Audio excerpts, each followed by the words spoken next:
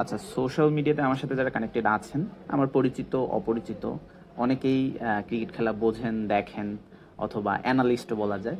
আমাকে শুধু একটা ব্যাপার একটু যদি ক্লিয়ার করতেন, এই জিনিসটা আমি আসলে ঠিক ছোটবেলা থেকেই জানতে চাই যে, এই যে লাইভ ক্রিকেটের উইন প্রবাবিলিটিটা আসলে কিসের মাধ্যমে মানে কিসের উপর ভিত্তি করে দেয়া হয়?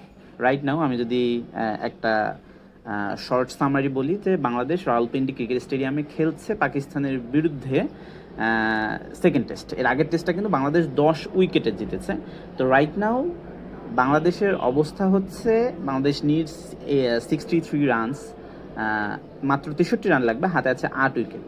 বাংলাদেশের বর্তমানে দুজন সেট ব্যাটসম্যান আছে, নাজমুল হোসেন শান্ত 33 রানে অপরাজিত এবং মমিনুল হক আছে 20 রানে অপরাজিত, যাদের বর্তমানে পার্টনারশিপ হচ্ছে 50 রানের এবং লাঞ্চ ব্রেক চলতেছে। সেশন ওয়ানের লাঞ্চ ব্রেক চলতেছে, আরও 2টা সেশন বাকি আছে।